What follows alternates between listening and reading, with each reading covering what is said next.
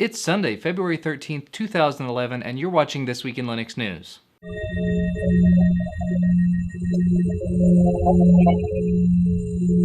There is so much to talk about and so little time that I'm going to talk about a few topics and then put the rest of them on my site, thisweekinlinux.com. First off, Adobe officially released version 10.2 of Flash Player this week. If you haven't already, it might be a good time to go ahead and update, see if it helps performance a little bit. This version is said to reduce power consumption, and it also comes with a feature called Stage Video, that if the Flash movie that you're using has this enabled, you can actually enable a hardware accelerated pipeline to make things run a little faster and use more of your graphical hardware. The release information I read also mentions that it's supposed to work better with dual displays, so definitely give that a shot and let me know how it works out for you. I'm running on 64-bit, but I do see there is an update available, so I'm going to try it out myself as well. Speaking of releases, Lubuntu 11.04's Alpha 2 released this week. They made a couple of changes in it. I don't want to go into all of those. I'll have a link to where you can go check out the full release notes in the source code below though. In addition, it seems they've made a change to the Ubuntu 11.04 release schedule. There were initially going to be 3 alphas, a beta, and a release candidate before the final release. Now there's going to be 3 alphas, 2 betas, and no release candidate, which is kind of odd to hear, but if it works out for them, so much the better. The final beta, Beta 2, should be released 2 weeks before the final release date in April. And now let's move on to one little piece of gaming news that is actually Linux related. Vince Desi, the CEO of Running with Scissors, the company that created such games as Postal and Postal 2, and I think that's about it, has mentioned in an email that Postal 3 is planned to be coming to Linux. Now, why is this significant? Games do come to Linux on rare occasion. It's significant because Postal 3 is going to be running on Valve's Source engine, which powers a lot of really powerful and really popular games like Half-Life 2, all of the Half-Life 2 things, Portal, Portal 2, the whole orange box, everything. So basically the whole Steam on Linux is coming or is not coming, or who really knows. It's up in the air again as far as I can tell. If the Source engine comes to Linux, it seems like a hop, skip, and a jump for the rest of these Source-based games to start making their way over. Before I move on, I just had to ask the question, have any of you guys ever played Postal or Postal 2? I remember playing Postal a long time ago and really enjoying it, though the storyline was a little bit, wow.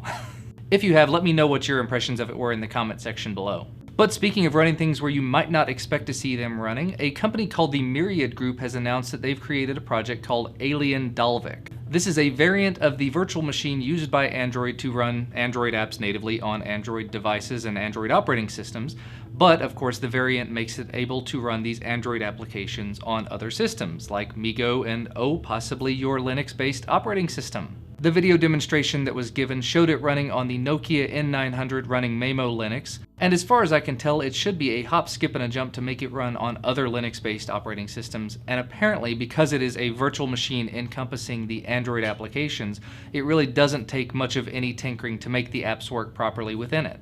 So I'm incredibly excited to see where this Myriad Group ends up taking the Alien Dalvik program. If you'd like to check that out, go ahead and look at the links in the source code below.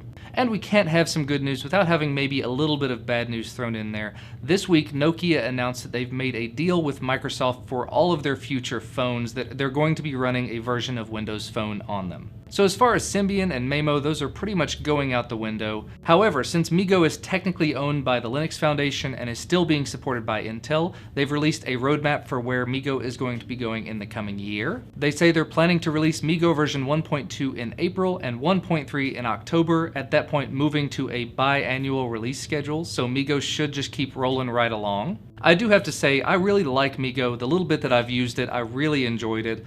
It's just that they're a little bit late to the party, in my opinion. They don't have it running on any devices natively. They don't have it on any devices in the market. MeeGo really had the opportunity to be a real contender in the mobile platform market, and it kind of feels like they've missed their opportunity.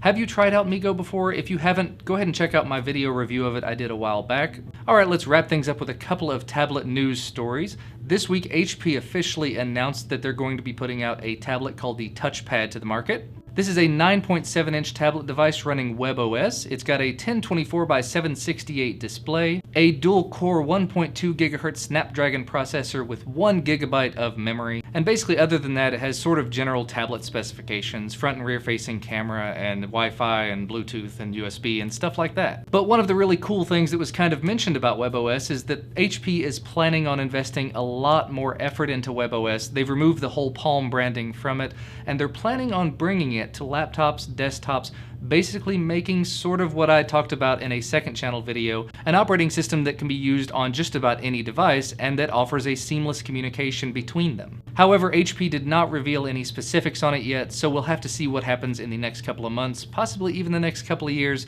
I would hope it takes less time than that though. Now, I asked this question on the second channel. I thought I'd go ahead and throw it out here. What would you think of having the same operating system on every one of your devices and have them all seamlessly communicate with each other? So when you walk up to your desktop with your phone in hand, it tells your desktop exactly what you've been working on and everything pulls up. You walk up to your TV, to your set-top box, and it immediately picks up what you've been working on. Your web browser tabs, your game that you were running, whatever it is you've been doing, everything pulls up and you're seamlessly working again. Personally, I think that would be amazing. I really don't care what operating system does it. It would be really nice if it was Linux-based because I prefer that. But that's enough about that. Let's go ahead and move on. According to droidlife.com, they say they've gotten their hands on a really early released Best Buy ad from February 20th showing the Motorola Xoom's release price to be $799, and apparently a 1-month 3G subscription is required before the wireless will even start working. However, a couple of other articles I read suggested that the Xoom might be coming out at $11.99 instead of $7.99.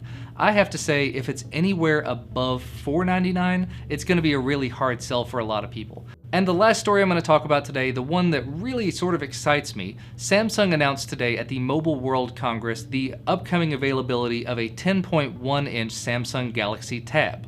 This is going to be running a completely unaltered version of Honeycomb. At least the ones that I've seen in the video are running that, and that's what Samsung is saying. It has a 1280 by 800 pixel resolution, a 1 GHz dual-core processor, 8 megapixel rear-facing camera, 2 megapixel front-facing camera, but 1080p video capture at 24 frames a second. So yeah, after having gotten my hands on the Samsung Galaxy Tab at a couple of stores and just loving the feel of it, the responsiveness of it, I'm really looking forward to seeing the pricing and the availability on this.